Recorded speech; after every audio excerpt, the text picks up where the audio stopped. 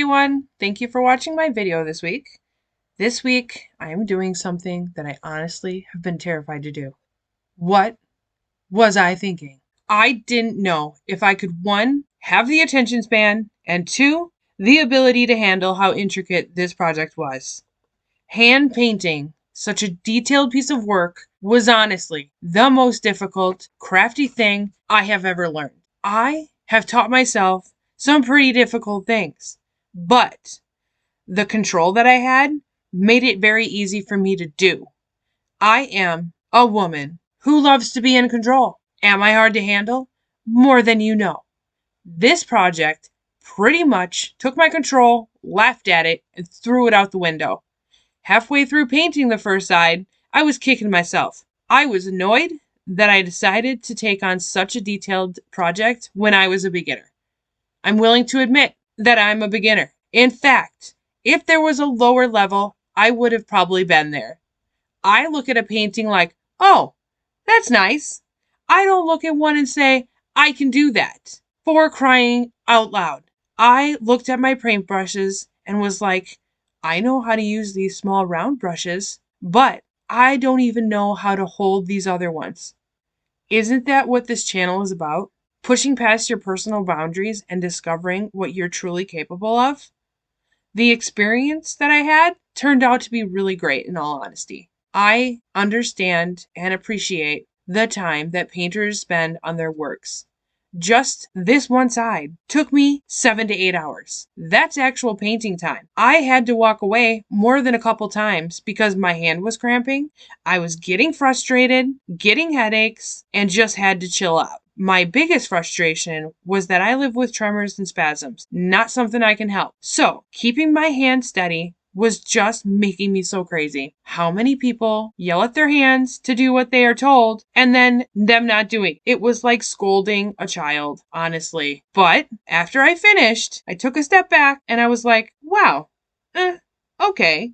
It's all right. Does it have flaws? Absolutely. Did it make me crazy? You betcha. Did I consider trashing it and starting all over? It took every bit of personal restraint to just deal with it. I honestly wonder if this is how artists feel. Do they see the flaws that nobody would notice? FYI, that doesn't apply to me because my mistakes are pretty evident.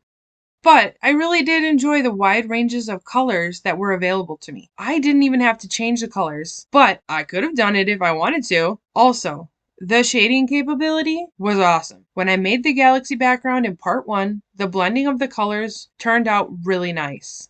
Stay tuned for a short commercial break.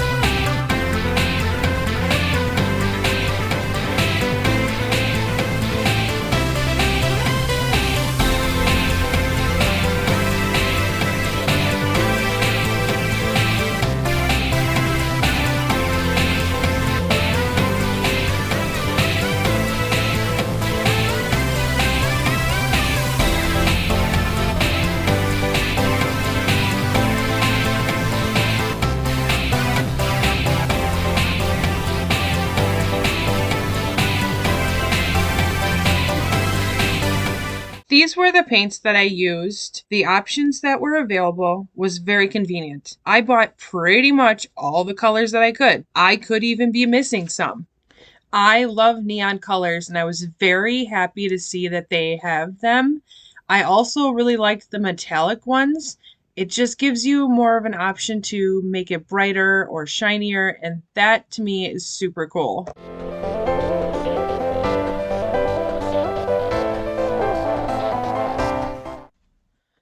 Posca paint pens saved me on this project. I was counting the hours that I would have had to spend on hand painting and knew that it wasn't feasible. The control that I had over where the paint was being put made my anxiety dip. I was like, yes, control. They acted like markers, but on like steroids. The coverage of them was very impressive. I was expecting for it to take a couple of coats, and some colors did, but some other ones went on pretty good. The first run through, I will say that some of the lighter colors did struggle with covering. The light green that I used for one of the Pokeballs took about 3 coats. I think it was because it was so light. I did this side on camera and did the other 2 off camera. And total, it took me 2 to 3 hours. Once again, there were flaws. They dry super fast. If you made a mistake, you better wipe it off, like right now. Right now was sometimes not even fast enough. Thank God some of the mistakes I made were covered up with the black. I would like to make a shout out to Past Me. Thank you so much for deciding to make the extra step of gessoing the Pokeballs. The paint pens would have had a hard time going over the dark background. I think it probably would have made the colors look inconsistent. You are also limited on the color options. They do not blend well. I think that's because they dry so fast.